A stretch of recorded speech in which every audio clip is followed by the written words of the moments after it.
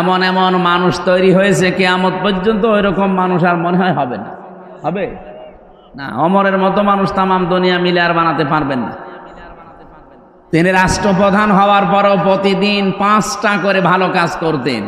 5টা ভালো কাজ মানে প্রতি রাত্রে তিনি 5 বার করে সুবহানাল্লাহ পড়তেন, আর 2 রাকাত করে নামাজ পড়তেন, আর 1 খতম করে কোরআন শরীফ পড়ে দিলেই হয়ে গেল নাকি? আমরা তো ভালো কাজ এগুলোই মনে করি না, এটা ভালো কাজ শুধু না, ভালো কাজ হযরত ওমর যেটা করতেন প্রতিদিন অন্তত 5টা পরিবারের খবর এলাকার ভেতরে তিনি নিতেন। যে রাতেই একেবারে তার পুরা জীবন পড়ে আমি দেখেছি, যে রাতে একেবারেই কিছু হয়নি অন্তত 3টা ভালো কাজ তিনি করেছেন। সে কি কাজ? রাতের বেলা যে দেখলেন যে এক বাড়ি থেকে একটা লোক বের হয় আবার প্রবেশ করে, উনি যে হাত চেপে ধরলেন, ডাক দিয়ে বললেন, আল্লাহর বান্দা, বারবার এর বাড়ি থেকে বের হন আবার প্রবেশ করেন, কি আপনি কি? লোকটা বলছে, আমি তো বাড়ির মালিক। মালিক তো বারবার বের হন কেন? লোকটা বলছে, পথিক আপনি কে? আপনাকে তো চিনি না। আমার স্ত্রী সন্তান সম্ভবা, এমন একটা বিপদে আমি আছি, এরকম বিপদে জীবনে আমি পড়ি নাই, আর আমি এ বিষয়ে একেবারে অনভিজ্ঞ, কিচ্ছু জানি না যে ডেলিভারি কি করে করাতে হয়। স্ত্রী ব্যথার যন্ত্রণায় ছটফট করছে, বাধ্য হয়ে বারবার বাইরে আসি আবার ভেতরে যায়। হযরত ওমর সঙ্গে সঙ্গে বাড়িতে গেলেন, স্ত্রীকে ডাক দিয়ে বললেন, আব্দুল্লাহর মা, আল্লাহ জান্নাত বিক্রি করছে, যদি কিনতে চাও আমার সাথে দৌড়াও। উনি আমার মতো হামজা না, সাধারণ মানুষ না, দেশের প্রেসিডেন্ট, 12.5 লক্ষ বর্গ মাইল এলাকার প্রেসিডেন্ট। এ বিশাল এলাকার দায়িত্বে থাকার পরে স্ত্রীকে বলছে, আল্লাহ জান্নাত বিক্রি করছে, যদি কিনতে চাও আমার সাথে দৌড়াও। বলেন তো, একটা বাংলাদেশের কোন মেম্বারও এই কাজ তার বউ দিয়ে করাবে? আপনি পেয়েছেন আজ পর্যন্ত? স্ত্রীকে বললেন, যদি সত্যি আমার সাথে দৌড়াতে চাও, কিছু তেল, আটা, তরি তরকারি একটা বস্তার ভেতরে নাও, কিছু তেনা নাও, ন্যাকড়া নাও, কাপড় নাও, এগুলো কাজে লাগবে। স্ত্রী বলে, জান্নাত কিনতে যাবেন, তেল নেব কেন, কাজে লাগবে। নিয়ে গেলেন ওই রাতে, ওই লোকটার বাড়ির ভেতরে প্রবেশ করালেন স্ত্রীকে। বাইরে দাঁড়িয়ে আছে, কিছুক্ষণ পরে আওয়াজ এলো, খলিফাতুল মুসলিমিন, আপনার বন্ধুকে সুসংবাদ দেন, তার একটা পুত্র সন্তান হয়েছে, ছেলেটাও ভালো আছে, মাও ভালো আছে। হযরত ওমর সঙ্গে সঙ্গে পড়লেন আলহামদুলিল্লাহ। পাশে ছিল বাড়িওয়ালা, ও তো বলছে ইন্না লিল্লাহ। হযরত ওমর বলেন, আপনি ইন্না লিল্লাহ পড়েন, আপনার তো আরো খুশি হয়ে আলহামদুলিল্লাহ পড়ার কথা। লোকটা বলে, খলিফা, আমি আপনাকে চিনতে পারি না, রাতের বেলা, মেহেরবানি করে আমারে মাফ করে দেন। বাড়ি থেকে কিছু টাকা নিয়ে এসে লোকটাকে খলিফার হাতে দিয়ে বলে, এই টাকাগুলো ওই যে রাতের বেলা যে নার্স নিয়ে এসেছিলেন, যে মহিলা নিয়ে এসেছিলেন, সেবিকা, ওই মহিলাকে দিয়ে দেবেন। হযরত ওমর বলে, ভাই, রাতের বেলা যে মহিলাকে নিয়ে এসেছি আপনার স্ত্রীর খেদমত করানোর জন্যে, ওটা পেশাদার নার্স না, ওটা সেবিকা না, ওটা ধাত্রী না, ওটা আমার নিজের স্ত্রী, ও টাকা দেওয়া লাগবে না। এই যে বললাম না, যে রাতে একেবারে ভালো কাজ করতেন না, তাও 3টা করতেন, তার ভেতরে এটা একটা। এটার নাম কি? ভালো কাজ। এইরকম ভালো কাজ বাংলাদেশে আছে? আমরা ভালো কাজ, এই যে চলে গেল একটা বিশাল রজনী, এখনো চলছে। এই 10, 11, 12 জিলহজ, কত গুরুত্বপূর্ণ রাত চলে গেল। এই রাতগুলোতে ভালো কাজ আমরা মনে করেছিলাম শুধু কোরবানির গোশত, মরণের খাওয়া খাবো, এই ভালো কাজ আমরা বুঝি নাই। হযরত ওমরের মতো মানুষ তৈরি করেছিলেন এই কোরআনে কারিমের রাজনীতি দিয়ে। এই জন্য এই শব্দটা আগামী থেকে আর লিখবেন না। আর কেউ যদি বাধা দেয় যে রাজনৈতিক এই শব্দ কোরআনের সাথে মেলে না, ওরে আমার কাছে নিয়ে যাবেন কুষ্টিয়া, ও কোরআন পড়তে পারে কিনা ওরে আমি জিজ্ঞাসা করব। আমি এখানে তেলাওয়াতে 2 কিরাত পড়েছিলাম। 7 কিরাতে কোরআন শরীফ পড়া যায়, আমার 7টার উপরে আয়ত্ত আছে। আমার বিশ্ববিদ্যালয়ের সাবজেক্টই ছিল কোরআন। তার ভেতরে আমি 2টা কিরাত এখানে পড়েছিলাম। আপনারা আলেম ছাড়া হয়তো যারা মনে করছেন ইব্রাহিম না বলে ইব্রাহাম বললো, মানে এটাও আর একটা কিরাত আছে। আমরা যদি কিরাতের ক্লাস নেই ওইদিকে আমরা যাব ইনশাআল্লাহ। আমরা বোঝাতে চাচ্ছিলাম আগামী থেকে কোরআনে কারিম দিয়ে রাজনৈতিক কথা বলবেন না, এটা রাজনৈতিক মঞ্চ নয়। এই কথা যদি কেউ বলে আমার সামনে যেন বলবেন না ভাই, কারণ আপনি যে বিষয়ে জানেন না ওই বিষয়ে আপনার কথা বলা ঠিক না। আমার জীবনই কাটছে কোরআনের ওপরে, আমি সেই ছোটবেলা থেকে এর সাথে লেগে আছি। আমি কারিয়ানা শেষ করেছি কোরআনের ওপরে নাকি হাদিসের ওপরে? হাদিসের ওপর কারিয়ানা হয়, কিসের ওপরে? এরপরে হাফেজি পড়েছিলাম এই কোরআনটা মুখস্থ করে। আমি কামেল করেছি কোরআনের ওপরে, অনার্স মাস্টার্স আমার কোরআনের ওপরে। তো আমার এখনো এমফিল চলছে কোরআনের ওপরে, পিএইচডিও আমার কোরআনের ওপরে।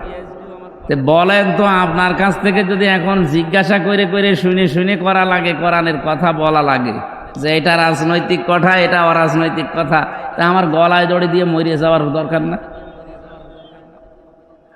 কোন আলেম যদি এরকম, এই যে সেলিম জাহাঙ্গীর ভাই, এরপরে আরো যারা আলেম আছে আজকে যিনি কথা বলছিলেন, এনারা যদি বলে না এটা রাজনীতি, তখন অন্তত পরামর্শে বসা যায়। আপনার পেটে বোম মারলে আপনি ইব্রাহিম হবে না ইব্রাহাম হবে আপনি তাও বলতে পারেন না, আর আপনার কাছে জিজ্ঞাসা করে কথা বলা লাগবে? আগামী থেকে আলেমদের এভাবে আর বাধা দেবেন না। যুব কল্যাণ সংঘের উদ্যোগে মহাবিশ্ব এটা তাফসিরুল কোরআন মাহফিল আপনারা দিয়েছেন। যদিও এই সময় এখন তাফসির মাহফিলের সময় আমাদের এই দেশে না, আমাদের দেশে ওই অক্টোবর, নভেম্বর, ডিসেম্বর, জানুয়ারি, ফেব্রুয়ারি এই মাসগুলোতেই বেশি হয় শীতের সময়। বাকি সময়গুলো কখন বৃষ্টি কাদা লেগে যায় বলা যায় না। এগুলো বাইরের দেশগুলোতে আমার এখন আলোচনার বেশিরভাগ শিডিউল নেওয়া বাইরের দেশে, ওগুলোতে ওই ফাঁকা ময়দানে দেয় না, ওগুলো দেয় সব অডিটোরিয়াম। এই জন্য বৃষ্টি ঝড় কাদা হলে ওদের কোনো সমস্যা নেই। তারপরও সাহস করে এলাকার মানুষ যখন অন্তত দিয়েছে, আর পরিবেশটাও আজকে অলরেডি এখনো পর্যন্ত ভালো আছে নাকি? বৃষ্টি যেন ঘন্টাখানেক পরে হয়। আমরা কোরআনে কারিম থেকে কিছু গুরুত্বপূর্ণ কথা আজকে, আমি বলেছিলাম না আগস্টের 5 তারিখের আগে আর এই 10 মাস আমি আজকের আয়াত দিয়ে মিলাবো ইনশাআল্লাহ। আল্লাহ যেন সহজ সরল ভাষায় বোঝানোর তৌফিক দেন। 3 বছর জেলখানার আমার যতটুকু ধারণা আছে মনে আছে, 3 বছরের ভেতরে প্রত্যেক দিন তাহাজ্জুদ আমি যতদিন পড়েছি আমার এই দোয়াটা ছিল প্রতিদিন নফল নামাজের সেজদায় গিয়ে, সে আল্লাহ বাইরে যদি কোনোদিন যেতে পারি, কোরআনের কথাগুলো সহজ সরল ভাষায় তোমার বান্দা বান্দীদের সামনে বলার সুযোগ করে দিও, যেন আমি বোঝার আগে তারা বুঝে ফেলে। এই জন্য আমার মনে হয় আমার কথা পাগলেও বুঝে ফেলে। আপনারা বুঝবেন ইনশাআল্লাহ, আশা করছি। আজকের মাহফিলের সম্মানিত সভাপতি জনাব জাফর ইকবাল, আতালাল্লাহু উমরাহু ওয়া বারাকাল্লাহু ফি হায়াতি, আমিন। এতক্ষণ যিনি আলোচনা রাখলেন সেই খুলনা থেকে এসেছেন বিশিষ্ট ইসলামিক চিন্তাবিদ মাওলানা আসাদুজ্জামান। আলোচনা রেখেছেন সহকারী অধ্যাপক, সম্মিলনী ডিগ্রি কলেজ, মনিরামপুর, যশোর, বিশিষ্ট ইসলামিক চিন্তাবিদ মাওলানা সেলিম জাহাঙ্গীর, আতালাল্লাহু উমরাহু ওয়া বারাকাল্লাহু ফি হায়াতি। এটা মাহিদিয়া নাকি? ওইটা না, ওই যে একটা মাহিদিয়া ফাজিল মাদ্রাসা আছে না পাশে, যাক মাওলানা প্রিন্সিপাল এসেছে, কি যেন নাম? মাওলানা ওমর ফারুক, অধ্যক্ষ মাওলানা ওমর ফারুক এসেছে, এক ফাজিল মাদ্রাসার প্রিন্সিপাল সাহেব। মাওলানা রবিউল ইসলাম খুলনা এসেছে, আমার বড় ভাইরা এসেছে, খালিদ সাইফুল্লাহ, যার মাধ্যমে আজকের এই অনুষ্ঠানটা নেওয়া। আমি এখন মাহফিল করি না, ভাইরা ভাই তো না নিলে আবার আমার ম্যাডামের কাছে তাল লাগাবে, আর এক ঝামেলায় পড়বো, এই কারণে নিয়েছি। কিন্তু এসে যে অনেকক্ষণ বসে থাকতে আমার আসলে বিরক্ত লাগে, এই জন্য মাওলানাকে ডিস্টার্ব করছিলাম। উনিও ভালো কাজই করছিল, কিন্তু এই কাজটা আরো আগের থেকে করলে ভালো হতো। অভ্যাস নেই তো আমার, এই আসলেই উঠে পড়ি সব জায়গায়, এখানে এসে বসে থাকতে একটু বিরক্ত লাগছিল। আপনারা আবার অন্য কিছু মনে করেননি তো? আমি মাওলানাকে বুঝিয়ে নেব ইনশাল্লাহ। টাকা পয়সা আপনারা কি করবেন? কবরে নিয়ে যাবেন? ওনারা যে উদ্দেশ্যে চাচ্ছিল, আশা করছে আপনারা এলাকায় ওদিকে একটু খেয়াল করবেন। যে কয়দিন চোখ আছে দিয়ে যাবেন, চোখ বন্ধ হয়ে গেলে ইচ্ছা করলো আর পারবেন না। আল্লাহ রাব্বুল আলামিন বলেন, লাআল্লি আ'মালু সালিহান ফীমা তারাকতু কাল্লা ইন্নাহা কালিমাতুন হুয়া কাইলুহা ওয়া মিন ওয়ারাইহিম বারযাখুন ইলা ইয়াউমি ইউবআসুন। এই লোকটা কিয়ামতে যখন আমার সামনে দাঁড়াবে, আমাকে বলবে, আল্লাহ একটা বার সুযোগ দাও, শুধু যাব দুনিয়ায় আর যত ভালো কাজ আছে সব করব। আল্লাহ বলেন না। ক্বালা কাইলুম মিনহা, এটা তো তোমার কথার কথা, এরকম কথা বহু বলেছো, একটা কথাও রাখো না। সুতরাং এরকম কথার কথা আমি আর শুনতে চাই না, আর পাঠানো হবে না। এবার একটা জগৎ আছে তোমার জন্য, বারজাখের জগৎ। কিসের জগৎ? এই বারজাখের জগতে প্রবেশ করো, এখানে থাকো, কিয়ামতের দিন তোমাকে আবার তোলা হবে। বলেন ওই সময় আপনি যতই হাই হতাশ করেন, আফসোস করেন, কাজ হবে? এই জন্য এখনই সতর্কবাণী উচ্চারণ করে দিলাম আল্লাহর পক্ষ থেকে। আশা করছি যতদিন চোখ ভালো আছে, বন্ধ না হয়, আল্লাহর এই ঘরের দিকে খেয়াল করবে। আল্লাহ কবুল করুন, আমিন।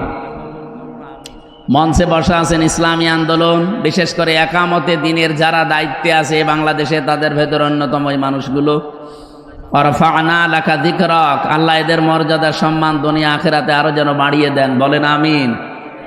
সামনে বসা মুসলমান ভাইরা, পর্দার আড়ালের সম্মানিতা মা এবং বোনেরা, প্রশাসনের ভাইরা, আজকে আমি খুলনা রেঞ্জের ডিআইজি সাহেব, যিনি আমাদের এই খুলনা বিভাগের 10টা জেলার দায়িত্বে আছেন, ডিআইজি রেজাউল হক হাফিজাহুল্লাহ, আল্লাহর বান্দার সাথে কিছুক্ষণ আগে কথা বলছিলাম। বললাম যে স্যার আপনি কোথায় আছেন? আমি অফিসে আসলাম। এখন অফিস মানে এখন কিসের অফিস? সাতক্ষীরায় ছিলাম, অনুষ্ঠান শেষ করে এই পৌঁছালাম। তার মানে প্রশাসনের, পুলিশের বিশেষ করে দায়িত্ব 24 ঘন্টায়, ওদেরকে 8 ঘন্টা ডিউটি। এই কথা বললেন না? ডিউটি কয় ঘন্টা? 24 ঘন্টা। এরপরও ওদের কোনো দাম নেই। ওই আগস্টের 5 তারিখের আগে যা করে রেখেছে, ওই বদনামি চলছে। ওই সময় তো আর পুলিশ ছিল না, ওই সময় আর একটা নাম ছিল, পুলিশ লীগ। কি ছিল? এখন যদি তারা থাকেও খুব কষ্টে আছে। তো বাকি যারা আছে এগুলো তো অন্তত পুলিশ। এই জন্য আমার মনে হয় আমি উপরে আমার যতটুকু আয়ত্ত আছে আমি চেষ্টা চালাবো। আর সামনে যদি আল্লাহ পরিবেশ করে দেয়, আমার 2টা দাবি আছে প্রশাসনের। 1 নম্বরে ওদের বিভাগটা আলাদা করে, ওরা শুধু আইজির কথা মতো চলবে, কোনো নেতা খেতা নেত্রী এদের কথা মতো চলবে না। এ দেশ কন্ট্রোল করার জন্য আর কাউকে লাগবে না, শুধু পুলিশের পোশাকই যথেষ্ট। 2 নম্বরে ওনাদের 8 ঘন্টা করে ডিউটি। আমাদের এই দেশে যারা চাকরি করে কয় ঘন্টা? বলেন বলেন। সরকারি বেসরকারি যত অফিস আদালতে চাকরি করেন, 8 ঘন্টার বেশি ডিউটি নেই। 8 ঘন্টার পরে যদি আপনি ডিউটি করেন 2-4 ঘন্টা 5 ঘন্টা, ওটা ওভার টাইম। ওর আলাদা বেতন দেওয়া লাগে না? লাগে না? পুলিশ 8 ঘন্টা ডিউটি করে ও বউ বাচ্চা নিয়ে বাড়িতে থাকবে। বাকি এই সময় এই যে এখানে এসে বসে আছে প্রায় 20-21 জন, ওরকে এখন ডিউটি, এখন কেমন কারণ বসে থাকবে? ও সকাল 10টা থেকে বিকাল 4টা পর্যন্ত ডিউটি করে বাড়ি যেয়ে বউ ছেলে মেয়ে নিয়ে কাজ করে খাবে। এই সময় ওর এখানে এসে রাত 11টায় বসে থাকা লাগবে কোন কারণে? এই আলাদা যে এই 5-7 ঘন্টা এখন যে ওভার টাইম করছে, এর জন্য কি বেতন বাড়া আছে? ঘোষ খাবে না, করবে কি না? আপনারা আবার অন্যদিকে নিয়েন না। আমি চাই যে আগামীতে এদের এই ওভার টাইম যেই কয় ঘন্টা হবে, 5 ঘন্টা 7 ঘন্টা 10 ঘন্টা 8 ঘন্টা ডিউটির পরে যেই কয় ঘন্টা ডিউটি করবে, ওদের হিসাব করে টাকা দেওয়া লাগবে। আমি জানি ওদের অনেক ভালো ভালো কাজ করার ইচ্ছা আছে, কিন্তু পারে না বাস্তবতার কারণে। এমন এমন অফিসার আছে যে অফিসার নিজে বেতন পায় হয়তো 42,000 টাকা, কিন্তু বাসা ভাড়া করে স্ত্রী আর ছেলে মেয়েকে রেখেছে ঢাকাতে, 50,000 টাকা বাসা ভাড়া। 42,000 টাকা দিয়ে এখনো কয় হাজার টাকা লাগবে? ওইটাকে ফেরেশতা জিবরাইল দিয়ে যাবে? ওই তখন একটু এদিক ওদিক করে বদনাম হয়ে যায়। অথচ ডিউটি করে তো 24 ঘন্টার 18 ঘন্টা। আপনি 8 ঘন্টা পরে যেই কয় ঘন্টা ডিউটি করবে ওই ঘন্টা টাকা দেন। আমি আকিজ গ্রুপে ছিলাম। আকিজ গ্রুপে 8 ঘন্টার পরে যেই কয় ঘন্টা ডিউটি করবেন ওই কয় ঘন্টা ওভার টাইমে টাকা দেওয়া লাগবে তাদের। শুধু বাংলাদেশে প্রশাসনে এই নিয়মটা নেই, আগামী থেকে এটা যদি ইসলাম আসে, কারণ পুলিশ এই বিভাগ চালু করেছিল হযরত ওমর। কে? পুলিশ বিভাগ যেটা আমরা দেখি প্রশাসনে, এই বিভাগটা চালু করেছিল হযরত ওমর রাদিয়াল্লাহু তাআলা আনহু। তারা আজ অবহেলিত এবং মানুষের কাছে গালি নাতি ঝাঁটা খেতে খেতে জীবন শেষ হয়ে গেল। ওরা বাস্তবতায় যেহেতু অনেক থেকে যায়। ডিআইজি সাহেব আমারে বলছিল, আপনি 8 ঘন্টার পরে যতই ওদেরকে, কিছু পুলিশ, সবাই না, কিছু পুলিশকে যদি আপনি একেবারে ওভার টাইমের বেতনও দিয়ে দেন ও তাও ঘুষ খাবে।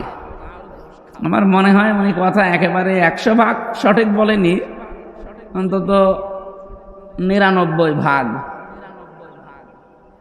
পুলিশ ভাইরা, আপনারা যে দায়িত্বে আছেন কখনো নিজেদেরকে ছোট মনে করবেন না। এটা বিশাল মহান পেশা একটা। নবীজি জানিয়েছেন 2টা চোখ জাহান্নামে যাবে না, তার একটা এরা। যারা এই রাতের বেলা মানুষের জান মাল ইজ্জত আবরু হেফাজতের জন্য রাত জেগে পাহারা দেয়, এই মানুষের চোখ আল্লাহ জাহান্নামে দেবে না। সুবহানাল্লাহ বলতে পারেন না? 2 নম্বরে, যারা রাতের বেলা নিজের অপরাধের কথা স্মরণ করে কান্নাকাটি করে। আল্লাহ আমাদেরকে এইরকম শুকরগুজারি বান্দা হওয়ার তৌফিক দান করেন, বলেন আমিন। প্রশাসনের যে ভাইগুলো আজকে শৃঙ্খলার দায়িত্বে এসেছেন, সবাইকে নিয়ে আল্লাহর দরবারে শুকরিয়া জানাচ্ছি, বলেন আলহামদুলিল্লাহ। আরো জোরে বলেন আলহামদুলিল্লাহ। দরুদ আর সালাম পাঠ করি আমাদের নবী, মানবতার মহান শিক্ষক মুহাম্মদুর রাসূলুল্লাহ সাল্লাল্লাহু আলাইহি ওয়াসাল্লামের প্রতি। আপনারা জানেন এটা জিলহজ মাসের 12 তারিখ। 4টা মাস আল্লাহর কাছে পবিত্র, আমরা কোরআন থেকে জেনেছি। আল্লাহ রাব্বুল আলামিন জানিয়েছেন, ইন্না ইদ্দাতাশ শুহুরি ইনদাল্লাহি 12 শাহরান ফি কিতাবিল্লাহ ইয়াওমা খালাকাস সামাওয়াতি ওয়াল আরদা মিনহা আরবাআতুন হুরুম ইলা আখিরি আয়াত। সূরা তাওবার 36 নম্বর আয়াতে এসেছে, অবশ্যই গণনার দিক থেকে আল্লাহর নিকটে মাসের সংখ্যা 12টা। আসমান আর জমিন আল্লাহ যেই দিন তৈরি করেন ওই দিন 12টা মাসের নাম তার কিতাবে তিনি লিপিবদ্ধ করেছিলেন। কয় মাস? জানুয়ারি, ফেব্রুয়ারি, মার্চ, এপ্রিল, বৈশাখ, জ্যৈষ্ঠ, আষাঢ়, কি মুহররম, সফর। এই 12টা মাসের 4টা মাস আল্লাহর কাছে একেবারেই পবিত্র। আল্লাহ নিজে বলেন সম্মানিত। তার ভেতরে মুহররম, রজব, জিলকদ, আরে এখন চলছে যেটা জিলহজ। ওই জামানায় আমি দেখেছি তাফসিরের ভেতরে কাফেররা পর্যন্ত এই 4টা মাসকে তারা সম্মান দিত। ওদের তো গোষ্ঠীগত দণ্ড চলতো সারা বছর, কিন্তু এই 4 মাস আসলে তারা বলতো না, এটা সম্মানিত মাস, এই জিলহজ মাস, এটা সম্মান দেওয়া লাগবে। সুতরাং মারামারি, গন্ডগোল, কেস কাম, মামলা মোকদ্দমা যা আছে আপনার সাথে, এই 4 মাস আর হবে না। এ মাস চলে যাক, আপনাকে আবার আমি দেখে নেব। আপনি বলেন তারা কাফের, তারপরও আল্লাহর এই মাসকে তারা সম্মান দিয়েছে এইভাবে। এ মাস আসলেই তারা মারামারি, গন্ডগোল, মনোমালিন্য সব বন্ধ করে দিত। বাংলার মুসলমানেরা বলেন তো, আমরা কি এই মাসের সম্মান এইভাবেও দিতে পারছি? জিলহজ মাস এসেছে, এখন কি মারামারি দেশ থেকে বন্ধ হয়ে গেছে? বলেন বলেন। যত রকমের অন্যায় অবৈধ কাজ এবং কি মিথ্যা সাক্ষী দেওয়া, মিথ্যা মামলা দেওয়া, আর একটা নাম বলেই ফেলি, এই যে চাঁদাবাজি করা, এটা কি এখন বন্ধ হয়ে গেছে? আরে ভাই, জিলহজ মাসে অন্তত তো আপনি একটু বন্ধ করতে পারতেন। কাফেররা এ মাসের সম্মান দিয়ে তারা সব অন্যায় অপরাধ বন্ধ করে দেয়, আর আমরা আজ পর্যন্ত সম্মান দিয়ে এ মাসে অন্যায়গুলো বন্ধ করতে পারি নাই। আপনি কি সম্মান দিচ্ছেন এ মাসকে? এ মাসে এসেছিল আজকে 12 তারিখ, আর মাত্র 18 দিন পরে মাসটা চলেও যাবে, কিন্তু আপনি কি দিলেন? যালিকা ওয়া মান ইউআযযিম শাআইরাল্লাহি ফাইন্নাহা মিন তাকওয়াল কুলুব। আল্লাহ বলেন এটা আমার বিধান, মানুষের ভেতরে যাদের আল্লাহর ভয় কাজ করে, যাদের অন্তরে তাকওয়া আছে, তারা আমার নিদর্শনগুলোকে সম্মান দেয়। তাহলে এই জিলহজ মাস, এই নিদর্শন কার? এই মাসের সম্মানে 18 দিনে আপনারা আরম্ভ করবেন। যাদের সাথে মামলা মোকদ্দমা চলছে বলবেন ভাই থাক, এই মাসে বন্ধ, আবার এই মাস চলে গেলে দরকার হয় যদি করা লাগে আবার আরম্ভ করব। পারবেন না বলতে? ও দেখেন আবার করবে। অনেকের কথাবার্তারা বন্ধ হয়ে আছে, 2 দিন 5 দিন 7 দিন 1 বছর কথা বলে না বিভিন্ন কারণে। আরে ভাই, এটা সম্মানিত মাসকে সম্মান দেওয়া লাগবে। সুতরাং এই মাসে এই সিদ্ধান্তটা নেন যে আমি এখন থেকে আবার কথা আরম্ভ করে দিলাম। যদি ওইরকম পরিবেশ হয় এই মাস চলে গেলে আবার ওর সাথে কথা বন্ধ করে দেব। এই আমলটা আজকে থেকে আরম্ভ করবেন। যারা কথা বন্ধ করে দিয়েছেন দুনিয়ার কোনো কারণে, হ্যাঁ আখেরাতের কোনো কারণ ওটা আলাদা, কিন্তু দুনিয়ার সাথে রিলেটেড কোনো বিষয় এর কারণে যদি আপনি সম্পর্ক নষ্ট করে কথা বন্ধ করে দেন, মুরগিতে ধান খেয়েছে এই জন্য কথা বলে না, এরকম মানুষ নেই? এরকম কোন বিষয়ে যদি আপনি কথা বন্ধ করে 3 দিনের ভেতরে মারা যান, আপনি বেঈমান হয়ে মরবেন। 3 দিন কথা না, 10 দিন 15 দিন 1 মাস কথা বন্ধ হয়ে আছে, এরকম মানুষ এখানে বসে আছে। কথা বলেন না কেন? এরকম মানুষ একজন হাত তোলেন তো। 3 দিনের বেশি কথা বন্ধ হয়ে আছে অন্যের সাথে, হাত তোলেন তো। আপনার কি আপনার কি সমস্যা? কি এদিকে তাকান।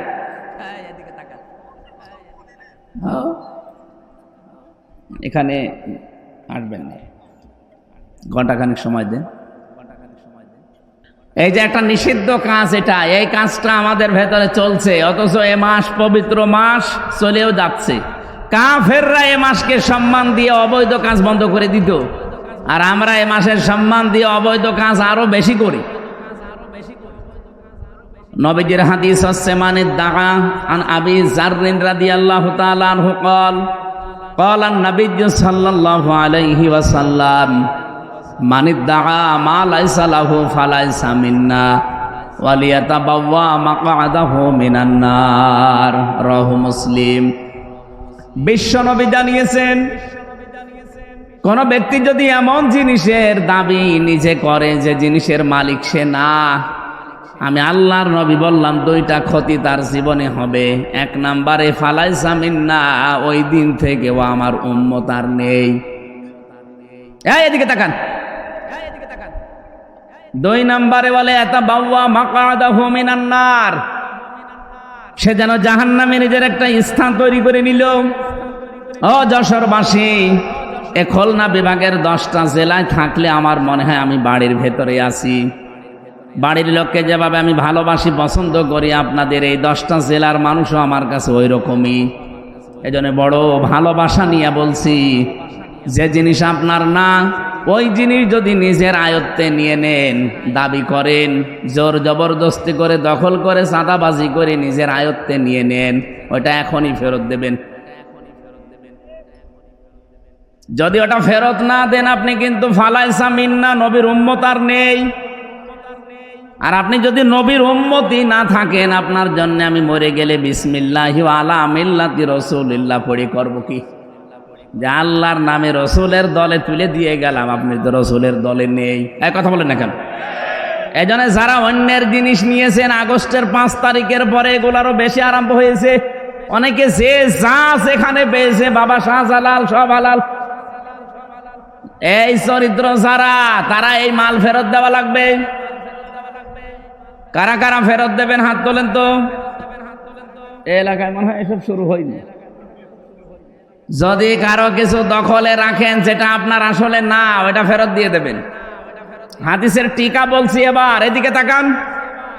হাদিসের টিকায় মুহাদ্দিসিন কিরাম লিখেছেন, হ্যাঁ কোন জিনিস যদি আপনার আয়ত্তে ছিল, আপনার নিজেরই, কিন্তু এটা আপনি হাতছাড়া করে ফেলেছিলেন, হারিয়ে ফেলেছিলেন, বেদখল হয়ে গিয়েছিল, ওটা যদি আপনি আবার ফেরত পান, তাহলে আপনি হাদিসের শাস্তির আওতামুক্ত থাকবেন।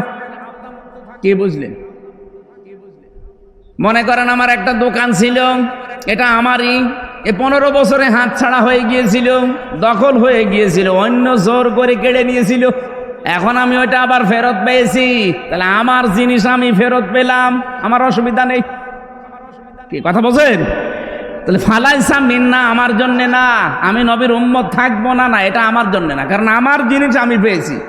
কিন্তু যেটা আমার না ওইটা যদি আমি জবরদস্তি করে দখল করে নেই, তাহলে আমি কিন্তু আর নবীর উম্মত নেই। এক কথা বলেন। বাংলাদেশে ইসলামী ব্যাংক নিয়ে কিছু মানুষ ফতোয়াবাজি করে, এমনকি অনেকে ফতোয়া দিয়েছে যে ইসলামী ব্যাংকও ছিনতাই হয়ে গেছে। আপনি এরকম ডাহা মিথ্যা কথা বলেন কি করে? ইসলামী ব্যাংকে আপনার বাবার, যাদের ব্যাংক তারা ফেরত পেয়েছে। এক কথা বলেন না কেন? যাদের ব্যাংক তারা ফেরত পেয়েছে, তাদের মাথার ঘাম পায়ে ফেলে বানানো ব্যাংকটা। আপনার কয় টাকা আছে ওখানে? আপনার বাবা টাকা দিয়েছে? যাদের টাকার ব্যাংক তারা ফেরত পেয়েছে, আপনার সমস্যা কি? আরো আমার মনে হয় এই 15.5 বছরে যেভাবে দখল করেছিল ওর ডবল টাকা দেওয়া দরকার। এই 15.5 বছরে যাদের জীবন থেকে সময়গুলো কেড়ে নিয়েছে, যারা কেড়ে নিয়েছে, যেহেতু রাষ্ট্রের দায়িত্বে থেকে এগুলো কেড়ে নেওয়া হয়েছে, রাষ্ট্রের উচিত তাদের এই সময়গুলো ফেরত দেওয়া। সময় ফেরত না দিতে পারলে তাদের জরিমানা দেওয়া। যেমন এই যে জনাব এটিএম আজহারুল ইসলাম বিনা কারণে 13 বছর জেল খাটলো। এক কথা বলেন। হাইকোর্ট থেকে, সুপ্রিম কোর্ট থেকে তাকে বিনা একেবারে নির্দোষ প্রমাণ করেছে যে ওনার কোনো দোষ নেই। এই 13 বছরে ওনার তদন্ত করে দেখলাম যে কোনো দোষ পাওয়া যায়নি। বেকসুর খালাস মানে কি? কথা বলেন না কেন? বেকসুর খালাস মানে ওনার কোনো দোষ আমরা এই 13 বছর অনুসন্ধান করে পেলাম না। এই যে আমার 3 বছর রেখেছিল, আমারও বেকসুর খালাস দিয়েছে। আদালত প্রমাণ করছে যে আমির হামজার কোনো দোষ আমরা পাইনি। 3 বছর আমরা আটক করে রেখেছিলাম যে কোনো দোষ আছে কিনা, না একটা দোষও পেলাম না, এই জন্য বেকসুর খালাস দিলাম। তাহলে আমি 3টা বছর যে লস হয়ে গেল, এই বছরগুলো ঘুরিয়ে দেন। এই কথা বলছেন না কার ভাই? আমার এই বছরগুলো ঘুরিয়ে দেন। আপনি তো প্রমাণ করলেন যে আমার কোনো দোষ নেই, আপনাকে একেবারে খালাস করে দিলেন। তাহলে আমার 3 বছর ফেরত না দিতে পারলে আমার এই 3 বছরে যত ক্ষতি হয়েছে ওই ক্ষতিপূরণ দেওয়া লাগবে। এই জন্যই তো আমরা চাই আজহারুল ইসলামের ক্ষতিপূরণ, কারণ ওনাকে বিনা কারণে আপনি এই 13 বছরে রেখে কিছুই প্রমাণ করতে পারেননি। শেষ পর্যন্ত বললেন উনি বেকসুর খালাস। আমার একটা কথা যদি মিথ্যা হয়, বানানো হয়, অন্য কোনো উদ্দেশ্যে হয়, বলেন, আমি আপনাকে এখনই পোড়াটা শেষ করে দেব। যেহেতু রাষ্ট্রে যারা দায়িত্বে ছিল তারা এই অত্যাচারটা করেছে, এই জুলুমটা করেছে, এখন যারা রাষ্ট্রের দায়িত্বে আছে তাদের উচিত হবে ওনার ক্ষতিপূরণ দেওয়া। ক্ষতিপূরণ কি দেবেন? কেউ, উনি তো স্ত্রী হারিয়েছে জেলখানায় থাকতে, জানাজাও পড়তে পারেনি, এনার স্ত্রীটা ফেরত দেন। এমনকি 13 বছরে উনি জীবন থেকে যা যা হারিয়েছে সবগুলো রাষ্ট্রের উচিত ফেরত দেওয়া। আর যাদের কারণে নষ্ট হয়েছে তাদেরকে উনি যদি মাফ না করে, আল্লাহ তাদের মাফ করবে না, কারণ তারা অপরাধ আল্লাহর কাছে করে না, অপরাধ করেছে আজহার সাহেবের কাছে। কথা বলেন না কেন? আমার 3টা বছর আপনি কেড়ে নিয়েছেন, এখন যদি বলেন আল্লাহ কাবা শরীফ ধরে মাফ চাই, আমারে মাফ করে দেন, আপনাকে মাফ করবে মানে? আপনি কি আল্লাহর কাছে দোষ করেছেন? দোষ করেছেন হামজার কাছে, আগে আমার কাছে মাফ চান। আমি যদি মন থেকে বলি ঠিক আছে যান, যা হয়েছে হয়েছে, মাফ করে দিলাম। সেদিন ওসি সাহেব, যেটা আমার মামলার আয়ু ছিল, মাদারীপুরে বাড়ি, কল দিয়েছিল, বলছে হুজুর মাফ করে দিয়ে। আমি মাফ তো করে দেওয়ার জন্য আমি রাজি আছি, কিন্তু আমার টাকা ফেরত দেন। আপনি যে 3টা বছরে কত টাকা নিয়েছেন আমার বাবার কাছ থেকে, টাকাগুলো আমাকে ফেরত দেন। আর আকিস গ্রুপের কাছে নিয়েছেন 32 লাখ, এই টাকাগুলো ফেরত দেবেন, এরপরে বলবেন মাফ করে দি যান। আমি মাফ করে দিলাম, টাকা ফেরত না দিলে কোনো মাফ নেই। আপনি দোষ করবেন একজনের কাছে আর মাফ চাবেন আর একজনের কাছে, হয়? এই দেশে তো এইটাই চলে। অপরাধ করে একজনের কাছে, মাফ চায় আর একজনের কাছে। এটা পাগলামি ছাড়া আর কিছু না। এই যে কয়েকদিন আগে কামরুল বলে একজনের মন্ত্রী ছিল, মাথা ফেটে গেছে, পড়েছে, পায়খানায় পড়েছে, মাথা ফেটে গেছে। ওনার মন্ত্রিত্ব থাকাকালীন একটা অপরাধ করেছিল, পচা গম। আপনি শোনেননি? পচা গম ধরা পড়েছিল। ওই সময় যদি উনি জনগণের কাছে মাফ চাইতো, বলে না তদন্ত করা লাগবে। কি তদন্ত করবেন? যাদেরকে কমিটিতে রাখবেন সব তো ঘুষখোর, ওদেরকে তো তদন্ত কমিটিতে রেখে ঘুষ ঘাস দিয়ে আবার আল্লাহর ওলি ফ্রেশ হয়ে যাবে। কিন্তু ওই সময় যদি বলতো ঠিক আছে আমার ভুল হয়ে গেছে, যেভাবেই হোক আমি ভুল করে ফেলেছি, আমি মাফ চাই, আমারে মাফ করে দেন দেশের 18 কোটি মানুষ। আরে 18 কোটি মানুষ যদি মাফ করে দিত, আল্লাহ আপনাকে মাফ করে দিত। কথা বলেন না কেন? তাওবাটা বাংলাদেশে যা ভেজাল, বিশেষ করে ভারত, বাংলাদেশ আর পাকিস্তান, এই 3টা দেশে তাওবা নিয়ে একেবারে পুরাটা চলছে। মানে কি বলবো, আর তাওবা হয় না আমাদের। তাওবা আর ইস্তেগফার এক জিনিস না। সব সময় আপনি ইস্তেগফার করতে পারেন, আস্তাগফিরুল্লাহ আস্তাগফিরুল্লাহ আস্তাগফিরুল্লাহ পড়েন, কিন্তু তাওবা এটা কিন্তু মারাত্মক জিনিস। নবীজি বলেন কোন মানুষ যদি তাওবা করে, আমারে ওয়াজে বসে বাড়ি চলে যাচ্ছে, 11টার আগে একটা লোক উঠবেন না। নবীজি বলেন 1 নম্বরে কোন মানুষ যদি তাওবা করতে চায়, সে যেন বলে আমি অপরাধী। আমি কি বলেন বলেন? এখন এই অপরাধী বলবেন কার কাছে? না না, এই তো ভেজাল এই জায়গায়। তো কিছু হলে কাবা শরীফে চলে যাচ্ছে, গিলাপ ধরে কান্নাকাটি করছে। অপরাধী যারা, তারা অপরাধ স্বীকার করবে, তার কাছে অপরাধ করেছে যার কাছে। আরো আসতে বলেন। এই 15.5 বছরে যারা দায়িত্বে ছিল, তারা অপরাধ করেছে না করেনি? আপনার কাছে যদি নাও করে, আমার কাছে করেছে, কারণ আমার এখন 33 বছর বয়স। 18 বছর থেকে আমি ভোট দিতে যদি আরম্ভ করতাম, 3 বার ভোট দিতে পারতাম। 18 থেকে 33 কত হয়? 15 বছরে 3 বার ভোট হয়। আমি 3 বার ভোট দিতে পারতাম, একবারও পারি নাই। তা আমার এই অধিকারটা যে আপনি নষ্ট করলেন, আমার হক যে আপনি মেরে খেলেন, আর এখন যদি আপনি বলেন আল্লাহ আমারে মাফ করে দেন, আপনার মাফ হবে কি করে? আপনি তো আর আল্লাহর কাছে দোষ করেননি, আপনি ভোট মেরেছেন হামজার। বলেন। ভেতরে থাকাকালীন এক ওসি ছিল আমার সাথে, 8 বছর তার জেল। উনি একদিন আমার কাছে এসে বলছে, হুজুর আমি একটা তাওবা করেছি, দেখেন তো আমার তাওবা হয়েছে কিনা। কি তাওবা? যে নির্বাচন গেল, রাত 12টার পর থেকে আমার দল লোকজন নিয়ে আমি ভোট কাটা আরম্ভ করলাম। বাক্সগুলো ভর্তি করে জায়গা মতো পাঠিয়ে দিলাম। ফজরের আজান হওয়ার পরে আমরা সবাই ওযু করলাম, গোসল করলাম, পাক পবিত্র হয়ে 2 রাকাত তাওবার নামাজ পড়লাম। এরপরে বললাম আস্তাগফিরুল্লাহ, আমার এই তাওবা হয়েছে না। এটা ইয়ার কি হয়েছে? কারণ আপনি তাওবা করছেন আল্লাহর কাছে, আপনাকে দোষ আল্লাহর কাছে করেছেন, আল্লাহ ভোট দেবে। যাদের ভোটগুলো কেটে কেটে বাক্স ভর্তি করে পাঠিয়ে দিলেন, এই মানুষগুলোর কাছে আগে মাফ চাওয়া লাগবে। কারণ অপরাধ যার কাছে স্বীকার করবেন। আপনার জন্য একটা দুঃখের সংবাদ আছে, কারণ আপনার 8 বছর জেল, কমপক্ষে 5 বছর আপনার জেল খাটা লাগবে। কারণ এই যে 9 মাসে বছর, তো 5.5 বছর আপনাকে জেল খাটার পরে যখন আপনি বাইরে যাবেন, যে দেখবেন বহু হামজা মরে গেছে। কি কথা বলেন না কেন? কত হামজাকে আপনি পাবেন না, কত হামজার বউকে পাবেন না, তারা অলরেডি মরে গেছে। আপনি তাদের কাছে মাফ চাবেন কি করে? বলেন, এই 15.5 বছরে কত মানুষ ভোট না দিয়ে তার এই অধিকার, এটা অধিকার না? এই অধিকারটা আপনি না দেখাতে পেরে মরে গেলেন। যারা এই অবৈধভাবে ক্ষমতায় ছিলেন, এটা তো অবৈধভাবেই থাকা, কারণ আমি নিজে বলছি আমারটা আপনি নেননি, আপনি অবৈধ। আরে অবৈধভাবে থাকার কারণে আপনি অবৈধ সুখ পেয়েছেন না পাননি?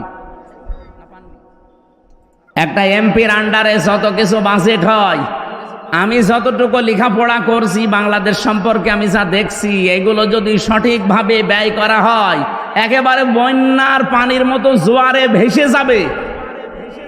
কিন্তু শয়তানরা তো ব্যয় করে না।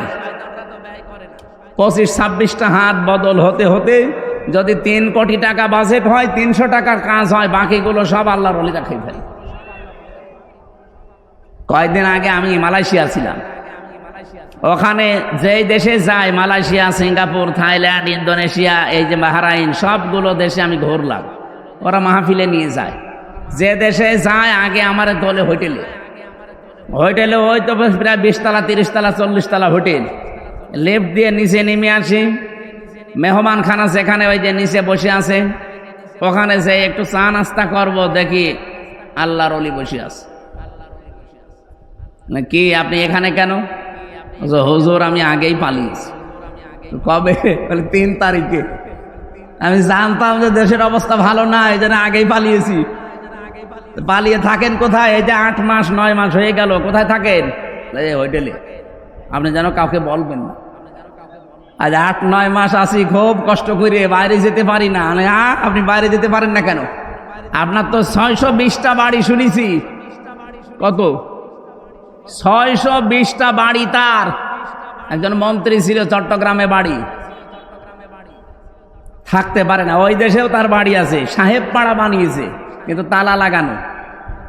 আমাকে যে নিয়ে গিয়েছিল বলছে দেখুন হুজুর সাহেব পাড়া, এটা সব তালা লাগানো, থাকে না, সব হোটেলে থাকে। আমি বললাম যে আপনি যান না কেন বাড়িতে? বলে বাড়ি যেয়ে মার খাবো। বাংলাদেশের 20 লাখ বাঙালি এখানে কাজ করে, যদি আমারে দেখে পিটিয়ে ভর্তা বানিয়ে ফেলবে। বাইরে যাব, খুব কষ্ট করে আসি এখানে। আমারে শেষে বলছে হুজুর দোয়া করেন। হট, কিসের দোয়া? আপনার জন্য দোয়া আসবে আমার? আপনি দেশটা ফোকলা করে ফেলেছেন, আর এখন দোয়া চাচ্ছেন আমার কাছে। আপনার জন্য দোয়া আমির হামজা না, আমির হামজার বাপ না, কাবা শরীফের ইমাম করলেও কাজে লাগবে না, কারণ আপনি তো আর আল্লাহর কাছে অপরাধ করেন, আপনি অপরাধ করেছেন 18 কোটি মানুষের কাছে। এরকম অবৈধভাবে যারা চেয়ারে ছিল, বলেন অবৈধভাবে চেয়ারে বসে থেকেই শেষ, না অবৈধ সুখ পেয়েছে? অবৈধ সুখ পাইনি। আমি একটা আয়াত বলছি, দেখেন তো কোনোদিন পড়েছেন কিনা? ফাইন্না মাআল উসরি ইসরা, ইন্না মাআল উসরি ইসরা। পড়েছেন? কোনোদিন চিন্তা করেছেন আয়াত নিয়ে? আল্লাহ পাক বলেন ফাইন্না মাআল উসরি ইসরা। আন উসরনের আগে আল্লাহ আলিফ লাম দিয়েছেন, নির্দিষ্ট করে দিলেন, এটা মারিফা। কিন্তু ইসরার আগে আলিফ লাম দেয়নি, এটা অনির্দিষ্ট নাকেরা। আমি আয়াতটা পড়ার পরে এই যে জেলখানায় যে চিন্তা করলাম, কারণ 3টা বছর ধরে আমরা তালাবদ্ধভাবে এক ঘরের ভেতরে ফাঁসির কন্ডেম সেলের ভেতরে রেখেছিল, কোনো কাজ নেই, কাম নেই। কোনো আয়াত পেলেই ভাবতাম যে দেখি এখান থেকে তথ্য বের করা যায় কিনা। চিন্তা করলাম আল্লাহ উসরনের আগে আলিফ লাম দিয়ে নির্দিষ্ট করলেন, পরের শব্দ ইসরার আগে দিলেন না কেন? আবার এর আগে আল্লাহ মা দিয়েছেন, এর আগে আবার ইন্না দিয়েছেন। যারা এখানে আরবি গ্রামার বোঝে ওনাদের জিজ্ঞাসা করেন, ইন্না শব্দটা আল্লাহ গ্যারান্টি দেওয়ার জন্য ব্যবহার করে, মার পরে উসরুন ইসরা। আমি শব্দের দিকে খেয়াল করে মিলিয়ে দেখি, হ্যাঁ এটা তাফসিরে ফি জিলালিল কোরআনের টিকা, এই ব্যাখ্যাটা উনি হালকা দিয়েছেন সাইয়্যিদ কুতুব রহমতুল্লাহ আলাইহি। উনি বলেন কোন মানুষ যদি পৃথিবীতে একটা কষ্ট সহ্য করে, কয়টা? বলেন বলেন। একটা কষ্ট যদি কোনো মানুষ দুনিয়ায় সহ্য করে, আর ওই কষ্টটা যদি হয় 3টা কারণে, এটা ফি জিলালিল কোরআনে পাবেন টিকায়। একটা কষ্ট আপনি যদি দুনিয়াতে সহ্য করতে পারেন, আর ওই কষ্টটা যদি হয় 3টা কারণে, তাহলে একটা কষ্টের জন্য ইসরা যেহেতু মারেফা না, এটা নাকেরা, আল্লাহ কমপক্ষে 10 থেকে 70টা শান্তি, সুখ, কল্যাণ, সহজ বিষয় আপনাকে দুনিয়া আখিরাতে দান করবে। আপনি বুঝেছেন কিনা আমি জানি না। আপনি যদি কষ্ট পেয়ে থাকেন কয় কারণে? বলেন বলেন। কষ্ট পেলে আপনি সুখ পাবেন তা না। কষ্ট তো হাতিনাও পেয়েছে, কি পাইনি? যাওয়ার দিন কি কান্না দেখেছি? স্বামী মরে গেল, মনে হয় মহিলা তো কাঁদতে দি, ঠিক কন্দন করছিল, কষ্ট না পেলে কাঁদলো কেন? তার এই কষ্টের কান্নাটা কিন্তু 3টা কারণের একটা কারণও আমি পাইনি। 1 নম্বরে আপনি যদি কষ্ট পেয়ে থাকেন দুনিয়ায় আল্লাহর জন্যে, কার জন্যে? বলেন বলেন। 2 নম্বরে রাসূলুল্লাহর জন্যে, 3 নম্বরে মানবতার জন্যে। এই বাংলাদেশে এই 54 বছর বাদ দিলাম, 15 বছরে আপনি হিসাব করেন, বহু মানুষ আল্লাহর জন্যে তারা চাকরি হারিয়েছে। আল্লাহর জন্য তারা চেয়ার থেকে উপরের চেয়ারে উঠতে পারে নাই। ও যদি আল্লাহর পথ রাসূলুল্লাহর পথ বাদ দিয়ে অন্য কোনো পথে চলতো, ও চেয়ারে খালি উঠতেই থাকতো। এরকম বহু মানুষ উঠেছে না ওঠে নাই? বলেন না কেন? যারা এই যে কষ্ট পেলেন এই 3 কারণে, আল্লাহর জন্য, রাসূলুল্লাহর জন্য, মানবতার জন্য, একটা কষ্টের সুখ পাবেন কয়টা?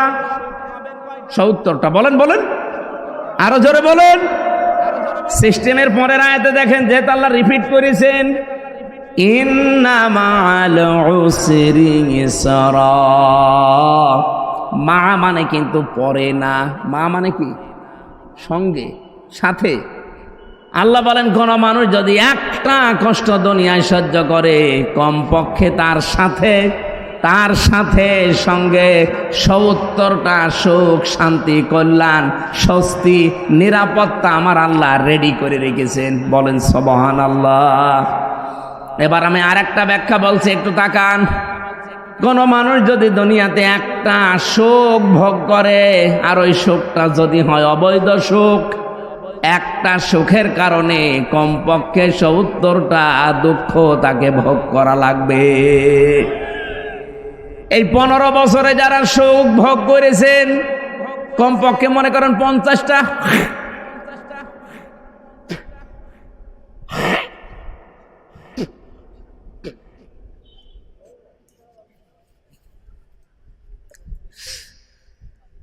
যারা অবৈধ সুখ ভোগ করেছিলেন এই 15 বছরে, আপনি হিসাব করে বলেন 50টা সুখ আপনি ভোগ করেছেন। সুখ বোঝেন? সুখ বোঝেন না? এই সুখগুলো যারা ভোগ করলেন 50টা, এক একটা সুখে যদি 70টা করে অশান্তি আপনি ভোগ করতে, আল্লাহ তো আপনাকে দেবেই, কারণ মা আছে।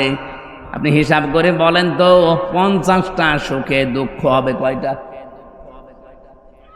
3,500। কিসের 350? 3,500।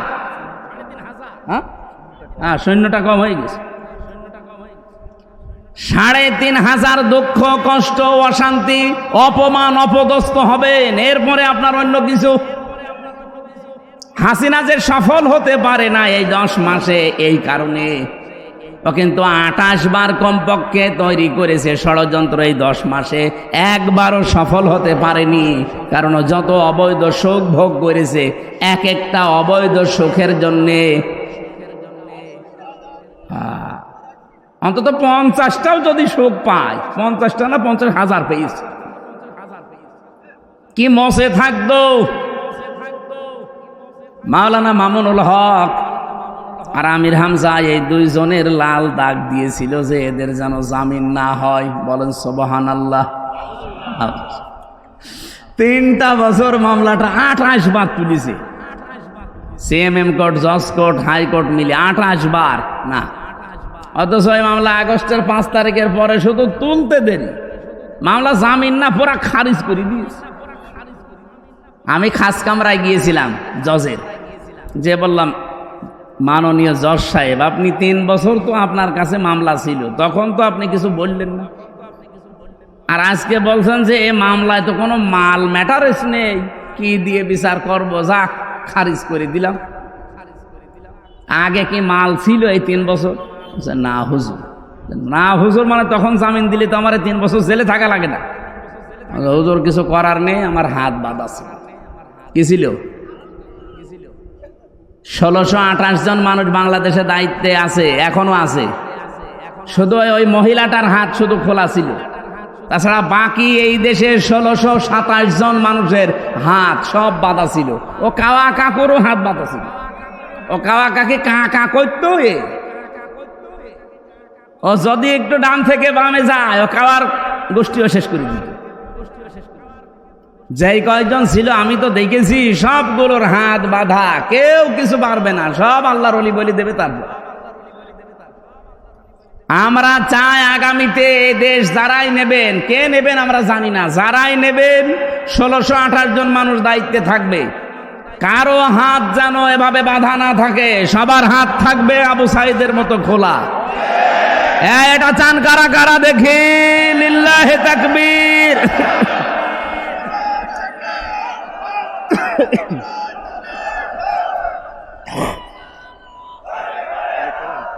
খেতেছে পানি না, মানে মাছ খেতেছে কাঁটা বিদ্যুৎ, এই জন্য ঝামেলা হচ্ছে।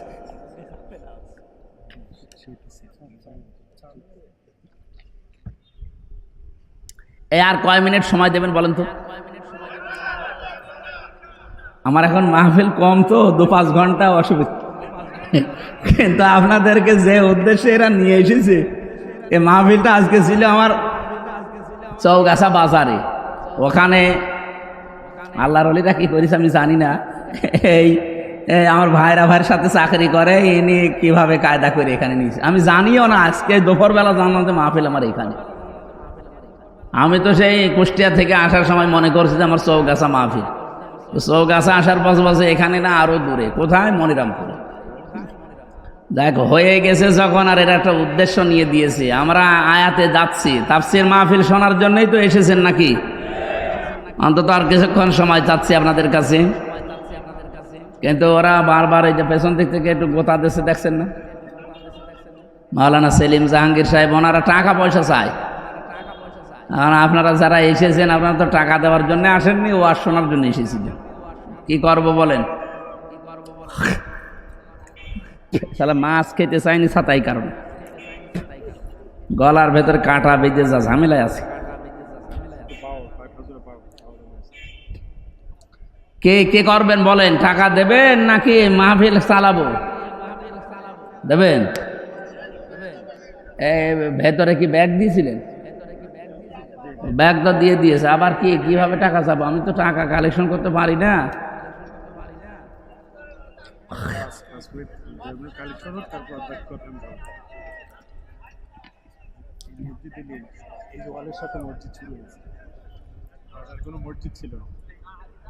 এখানে একটা বাজার আছে, শুনলাম এই বাজারে কোনো মসজিদ ছিল না, মসজিদ বানানোর চেষ্টায় আছে।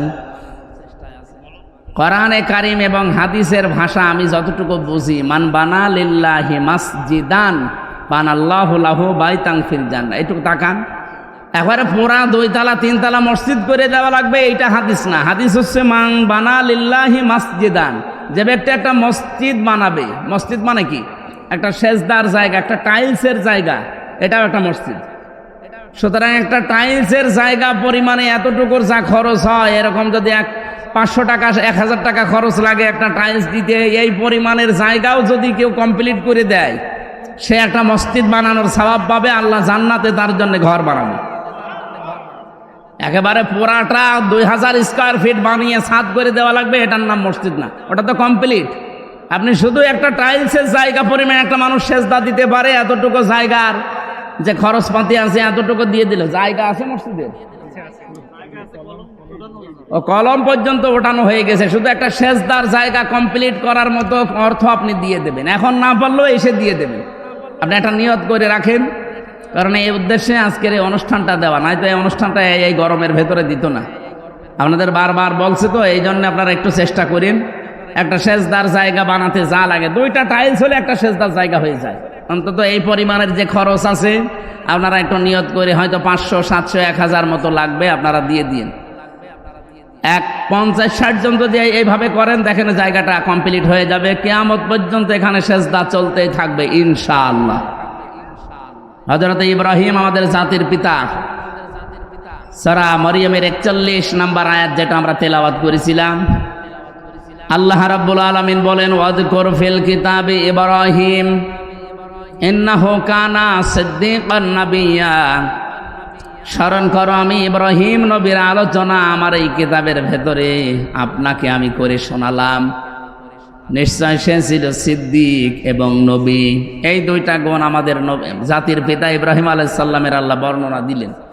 এবার আসেন, ওনাকে আল্লাহ যে কিতাবের ভেতরে বর্ণনা করে আমাদেরকে শুনিয়েছে ইব্রাহিম নবীর কাহিনী, সেই কিতাবের নাম হচ্ছে কোরআন শরীফ। সেই কিতাবের নাম কি? আরো জোরে বলেন। যে কোরআনে কারিম থেকে আমরা কথা শোনার জন্য অলরেডি বসে আছি। আজকে যে আয়াত পড়েছিলাম সূরা ইব্রাহিমের 6 নম্বর আয়াত, রব্বুল আলামিন জানিয়েছেন, কিতাবুন আনজালনাহু ইলাইকা লিতুখরিজান নাসা মিনাজ যুলুমাতি ইলান নূর হে নবী, এই কিতাব আমি আপনার প্রতি এই জন্য নাজিল করলাম, এই কিতাব দিয়ে আপনি মানুষদেরকে অন্ধকার থেকে আলোর দিকে নিয়ে আসবেন। তাফসিরে মুফাসসিরিন ইকরাম ব্যাখ্যা করেছেন, এখানে জুলুমাত বহু বচন দিয়ে আল্লাহ বুঝিয়েছেন দুনিয়ায় যত শিরিক, বেদাত, কুফর এবং মানুষের তৈরি করা আইন কানুন আছে সব আল্লাহর ভাষায় অন্ধকার। আপনারা জ্ঞানী মানুষ, বিচক্ষণ মানুষ, বুদ্ধিমান মানুষ, একটু বুদ্ধি কাজে লাগান, মাথাটা ঠান্ডা করে কাজে লাগান। দুনিয়ায় যত শিরিক আছে, বেদাত আছে, কুফর আছে, এগুলো আল্লাহর ভাষায় সব অন্ধকার। বিশেষ করে মানুষের তৈরি করা আইন আর কানুন, এগুলো সব অন্ধকার। এখান থেকে চলে যাবে, এখান থেকে মানুষদেরকে বের করে তিনি আলোর দিকে নিয়ে এসেছিলেন। এখানে আলো বলতে যে বিষয়টা আমরা তাফসিরে পেয়েছি তার নাম ইসলাম। জোরে বলেন সুবহানাল্লাহ। সুতরাং আমরা এই একই কাজ এখন করছি। আল্লাহর কসম, আমরা এই দেশে যারা একামতে দিনের দায়িত্ব মন থেকে পালন করি আর এই কাজে যারা জড়িত আছি, তারাও মানুষদেরকে অন্ধকার থেকে বের করে আলোর দিকে, ইসলামের দিকে আমরা আনতে চাই। আপনি যাই মনে করেন না কেন, যদি মনে করেন না এটা ওদের দুনিয়ার কাজ, এটা রাজনীতি, এটা ধর্ম, ব্যবসা, যা মনে করেন আমার অসুবিধা নেই। আমি কোরআন থেকে যেটা পেয়েছি, মানুষের তৈরি করা আইন কানুন এগুলো সব অন্ধকার। শিরিক এটা অন্ধকার, বেদাত এটা অন্ধকার, কুফরি এটা অন্ধকার, জুলুম এটা অন্ধকার। এখান থেকে মানুষদেরকে বের করে আমরা আলোর দিকে, ইসলামের দিকে নিয়ে আসতে চাই, শান্তির ধর্ম যেটা। অমাইয়াবতাগি গায়রাল ইসলামি দীনান ফালাই ইউকবালা মিন ওয়া ফিল আখিরাতি মিনাল খাসিরিন।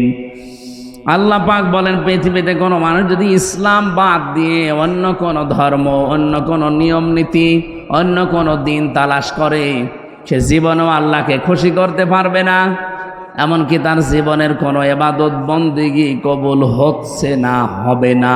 বলেন নাউজুবিল্লাহ।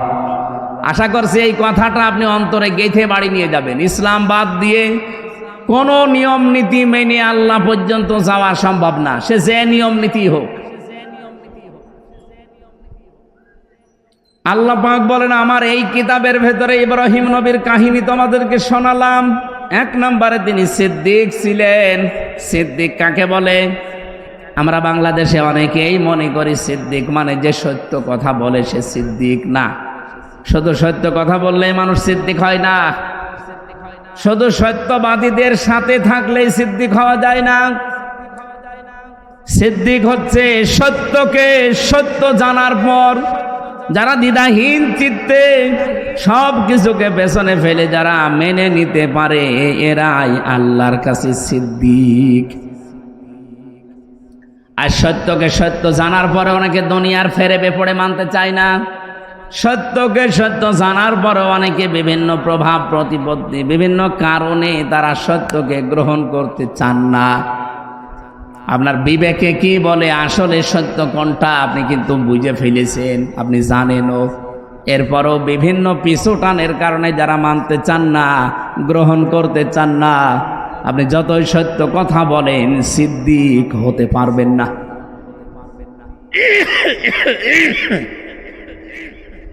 হযরতে আবু বকর আমাদের মতোই মানুষ ছিলেন। নবীজির মেরাজের ঘটনাকে যিনি যখন বিশ্বাস করে নিলেন দ্বিধাহীন চিত্তে, প্রশ্ন ছাড়া, বিশ্বনবী ওই দিন বলেছিলেন, আবু বকর, মেরাজের কাহিনী বলতে গিয়ে আল্লাহ নিজে পর্যন্ত আশ্চর্য হয়ে গেছে, আর তুমি কোনো প্রশ্ন ছাড়া এত বড় বিশাল কাহিনী বিশ্বাস করে নিলে। আজকে থেকে তোমারে আমি খালি হাতে ফেরত দিতে পারি না। তোমার নামে আজকে আমি নবী একটা লকব লাগিয়ে দিলাম। তুমি শুধু আবু বকর না, এখন থেকে তুমি আবু বকর সিদ্দিক। বাংলার মুসলমানেরা, বিশেষ করে যশোরবাসী, ভালো করে শুনবেন এটা। শুধু সত্য কথা বলেই কিয়ামতের দিন যে চারটা কাতার আল্লাহ বানাবে, মিনান নাবিয়িনা ওয়াস সিদ্দিকিনা ওয়াস শুহাদাই ওয়াস সালিহিন, এই চার কাতারের প্রথম কাতারে তো যেতে পারবেন না, নবীরা থাকবে। দুই নম্বরে সিদ্দিকরা, যারা সত্যকে সত্য জানার পরে দুনিয়ার সব পেছনে ফেলে যারা গ্রহণ করে নেয়, এরা কিয়ামতের দিন সিদ্দিক মানে আবু বকরের সাথে উঠবে। আর সেই সুযোগ এখন বাংলাদেশে যাচ্ছে। সত্যকে সত্য আপনি জানেন, বোঝেন, আপনি সত্যি বলেন তো সত্য কোনটা আপনি জেনে ফেলেছেন, বুঝে ফেলেছেন, এরপরও আপনি মানতে চান না কেন? জাতির পিতা ইব্রাহিমকে আল্লাহ এমনি সিদ্দিক দেয়নি, তিনি সত্যকে অনুসন্ধান করেছিলেন। আমাদের মতো মুসলমানের ঘরে তার জন্ম হয়নি, তার জন্ম হয়েছিল মুশরিকের ঘরে। তার বাবা মূর্তি বানাতো, এই জন্য নামই ছিল আজর। তিনি আকাশের তারকা দেখলেন, বললেন এটা আমার রব হবে।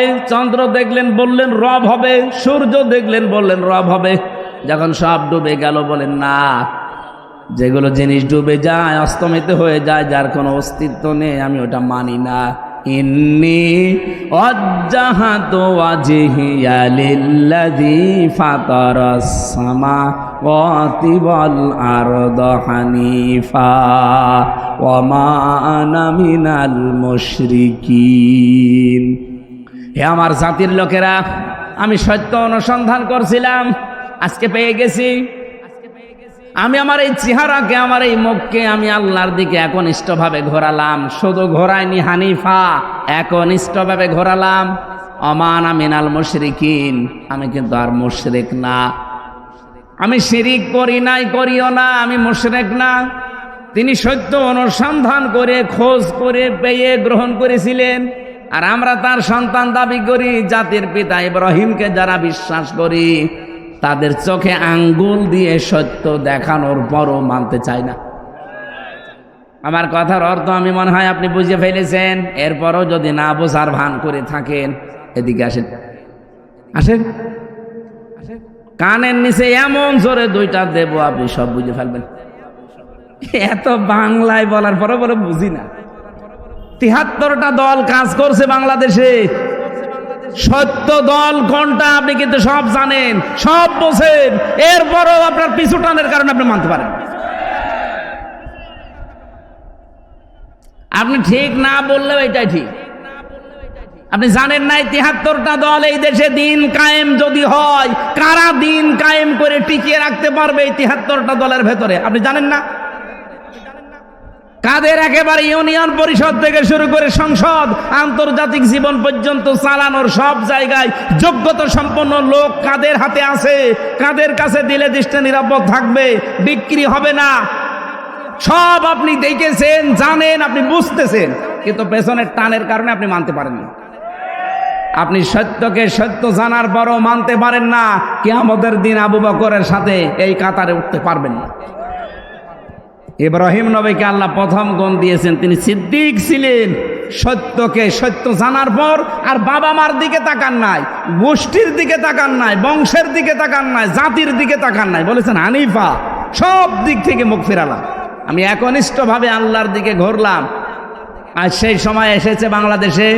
ইব্রাহিমের সন্তান যারা দাবি করেন, সত্যকে সত্য জানার পরে গ্রহণ করতে গেলে অনেক কিছু আপনার ছাড়া লাগতে পারে। আপনার বংশের লোক বেজার হতে পারে, দলের লোক হয়তো বেজার হতে পারে। এই কথা বলেন না কেন? কিন্তু সব কিছু ছেড়ে ইব্রাহিম নবীর মতো হানিফা প্রতিদিন এই দোয়াটা জায়নামাজে বসে বসে পড়ে। ইন্নী ওয়াজ্জাহাতু, কি জায়নামাজের দোয়া? এটা আল্লাহু আকবার বলার পরে এটা বলার নিয়ম। আর আমরা এই আল্লাহু আকবার বলার আগে ইন্নী ওয়াজ্জাহাতু ওয়াজহিয়া লিল্লাযী পড়ে নিয়ে তারপরে নাওয়াইতু আন উসাল্লি আল্লাহু আকবার। কেন? এটার নিয়ম হচ্ছে আল্লাহু আকবার বলবেন, এরপরে আপনি দাঁড়িয়ে বলবেন ইন্নী ওয়াজ্জাহাতু ওয়াজহিয়া লিল্লাযী, আমি সব দিক থেকে মুখ ঘোরালাম।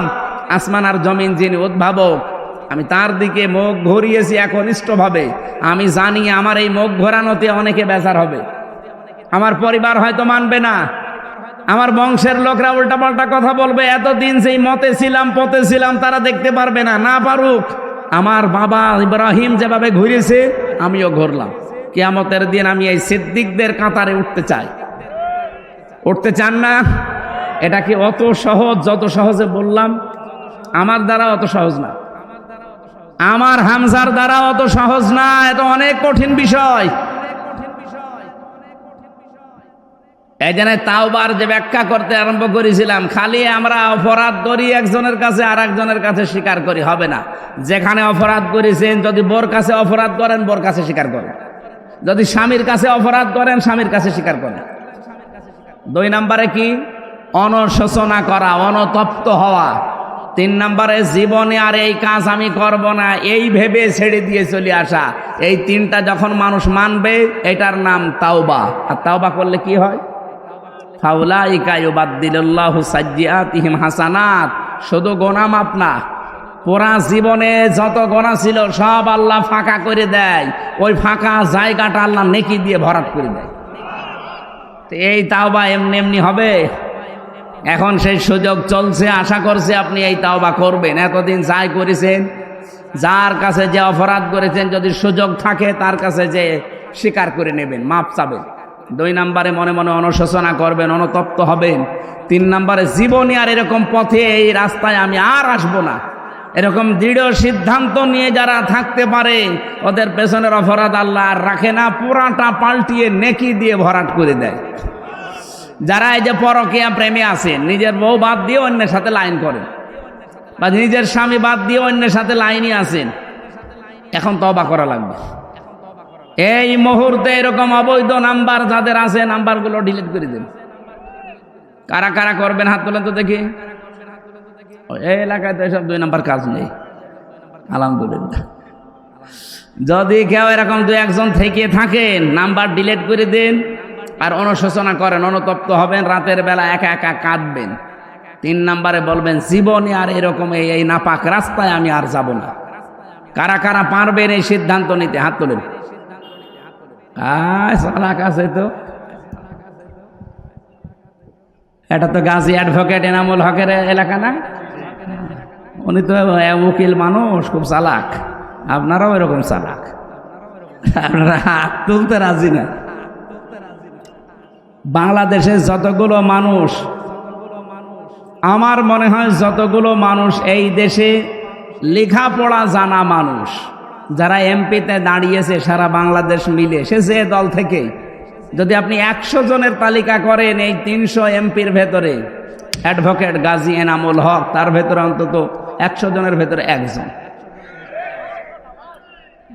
এরকম একটা যোগ্য মানুষ এই জেলায় এবং কি এই থানায় বাড়ি ওনার, এই মনিরামপুরের সন্তান। আল্লাহ রাব্বুল আলামিন সে তাকে যদি ওই জায়গা পর্যন্ত পৌঁছিয়ে দেন আপনাদের মাধ্যমে, যেহেতু আইন বিশেষজ্ঞ, সারা জীবন আইনের ব্যবসা করছে, আইন সংক্রান্ত বিষয়গুলো তার ভালো তো আয়ত্ত আছে, সে কাজ করতে পারবে এবং সে সুযোগ আল্লাহ যেন আপনাদের মাধ্যমে তারে করে দেন, বলেন আমিন।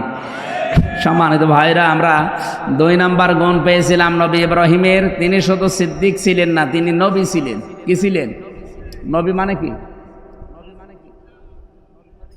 নবী শব্দটা নাবা থেকে এসেছে। নাবা শব্দের বাংলা অর্থ হচ্ছে সংবাদ। এই যে সংবাদ পড়ে না, সংবাদ আপনি ইংরেজিতে লেখেন তো দেখেন কি হয়, নিউজ। কি হয়? NEWS। আমার মনে হচ্ছে এই শব্দটা আমি একটু মিলিয়ে দেখেছি, এই নিউজের ভেতরে তামাম দুনিয়া আল্লাহ সবের ভেতরে ঢুকিয়েছেন। N দিয়ে আপনি যদি নর্থ ধরেন, E দিয়ে ধরি ইস্ট ধরেন, W দিয়ে ওয়েস্ট ধরেন, S দিয়ে সাউথ ধরেন, তাহলে আর কোনো জায়গা বাকি আছে? পূর্ব পশ্চিম উত্তর দক্ষিণ চারিদিকে আমার আল্লাহ যত খবর আছে সব খবর ইব্রাহিম আলাইহিস সালাম এরকম নবী যত আল্লাহ পাঠিয়েছিলেন সবার কাছে আল্লাহ দিয়েছিলেন। ওয়াকাযালিকা নুরি ইব্রাহিমা মালাকুতাস সামাওয়াতি ওয়াল আরদ ওয়ালিয়াকুনা মিনাল মুকিনিন। আল্লাহ বলেন এইভাবে করে আমার ইব্রাহিমকে আমি আসমান আর জমিনের মালাকুত মানে রাজত্ব, রাজ্য কিভাবে চালানো লাগে এই সিস্টেমগুলো আমি আল্লাহ তাকে দেখিয়েছিলাম, আর সে ছিল দৃঢ় বিশ্বাসীদের অন্তর্ভুক্ত।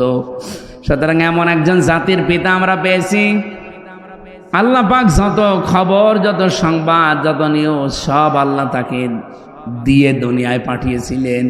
এজন্য তার পুরা জীবন আমি পড়ে দেখেছি, 50টা পরীক্ষা আল্লাহ তার পুরা জীবনে নিয়েছেন। তার ঈমান সম্পর্কে পরীক্ষা পেয়েছি পুরা কোরআনে আমি 10টা, আমল সম্পর্কে পেয়েছি 30টা, আর পুরা শরীরের এই 3.5 হাত বডির ভেতরে পেয়েছি 10টা। এই 50টা পরীক্ষা পুরা কোরআনের ভেতরে আল্লাহ দিয়েছেন। জাতির পিতা আমাদের, যিনি কোনোদিন একটা পরীক্ষায়ও ফেল করেননি। আমাদের উচিত হবে তার সন্তান হিসাবে যত পরীক্ষার সামনে, সিদ্দিকদের কাতারে কিয়ামতের দিন যদি আবু বকর সিদ্দিকের কাতারে দাঁড়াতে হয়, এরকম পরীক্ষা আবু বকরের মতো আমাদের জীবনে আসবে না, আসবে। কারণ সংবাদ তো আমরা পাচ্ছি, হযরত ইব্রাহিম জাতির পিতা হিসাবে তিনি সংবাদ এনেছিলেন, ওই সংবাদগুলোকেই প্রতিষ্ঠিত করেছিল, কায়েম করেছিল তার সন্তান মুহাম্মাদুর রাসূলুল্লাহ। তিনি সবচাইতে বড় নবী, ওনারাও নবী ছিলেন, কিন্তু সবচাইতে বড় নবী ছিলেন আমাদের নবী মুহাম্মাদুর রাসূলুল্লাহ।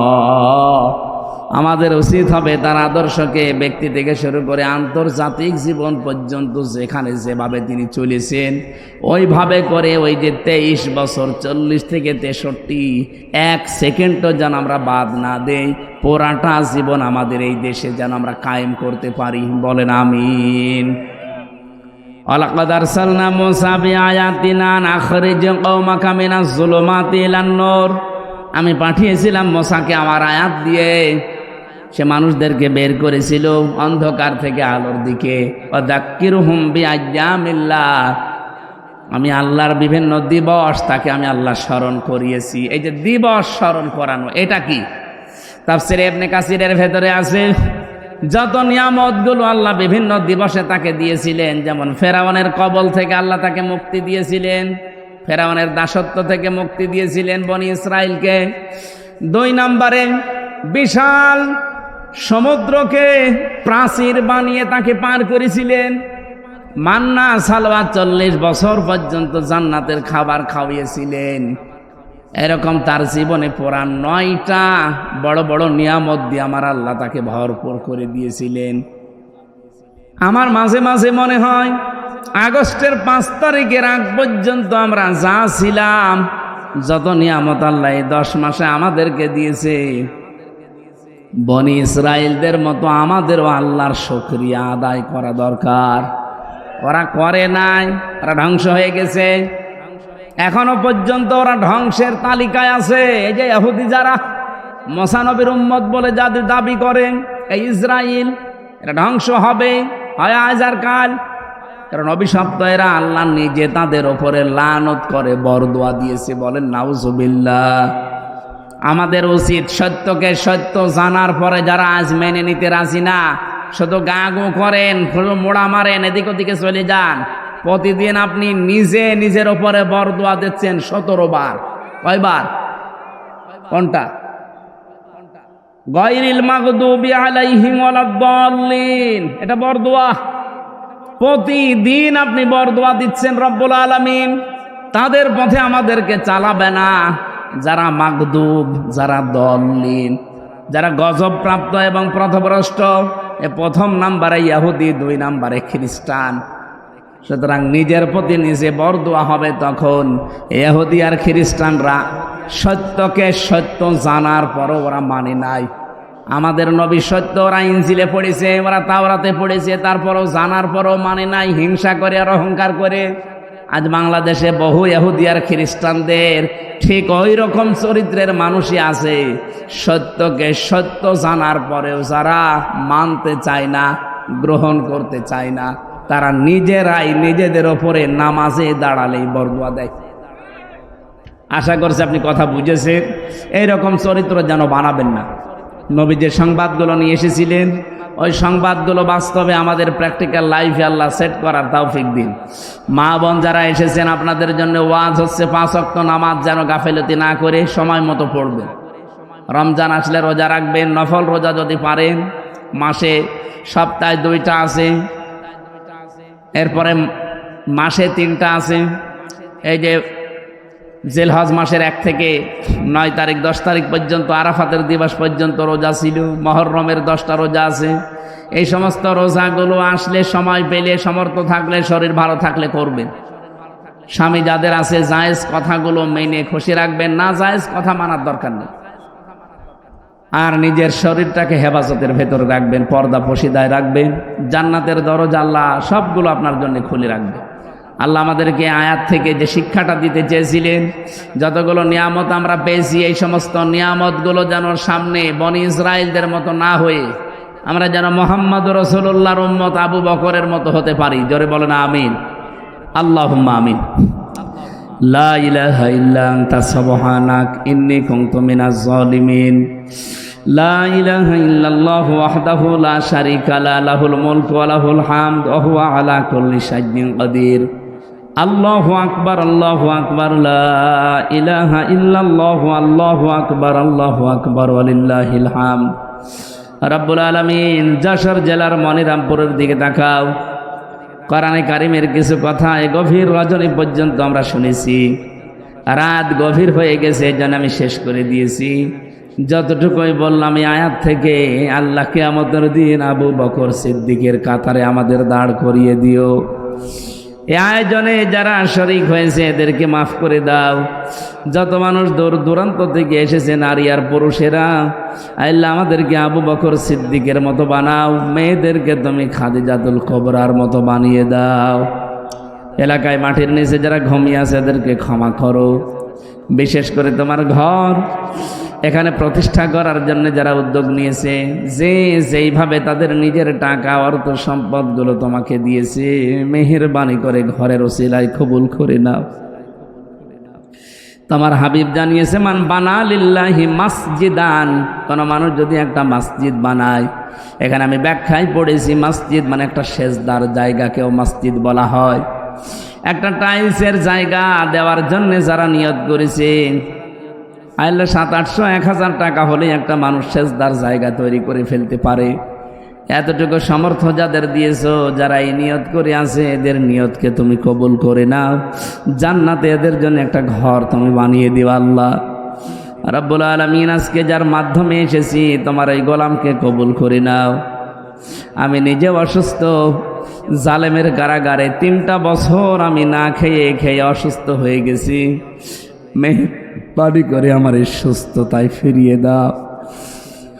আমার আগের মতো শরীর বানিয়ে দাও, কণ্ঠ তুমি ফিরিয়ে দাও। কোরআনের কথাগুলো সহজ সরল ভাষায় বলার তৌফিক দাও। আগামীর বাংলাদেশটা তুমি কোরআনের হাতে তুলে দাও। প্রশাসনের যে ভাইগুলো এসেছে, আল্লাহ নিজেদের মা বাবা আত্মীয় স্বজন স্ত্রী পুত্র ছেড়ে বাংলার বিভিন্ন প্রান্তে যারা দায়িত্ব পালন করে, এদের দায়িত্বটা ইবাদত হিসাবে কবুল করে নাও। এই মনিরামপুর থানার ওসি, টিওনো, এ জেলার এসপি, ডিসি সহ যারা দায়িত্বে আছে প্রশাসনে, সকলের ওপরে তোমার রহমত নাজিল করো। আল্লাহ বারাকাল্লাহু লানা ওয়া লাকুম ফিল কোরআনিল আযীম। জীবনের শেষ কথা যেন বলতে পারি, লা ইলাহা ইল্লাল্লাহু মুহাম্মাদুর রাসূলুল্লাহ। আসসালামু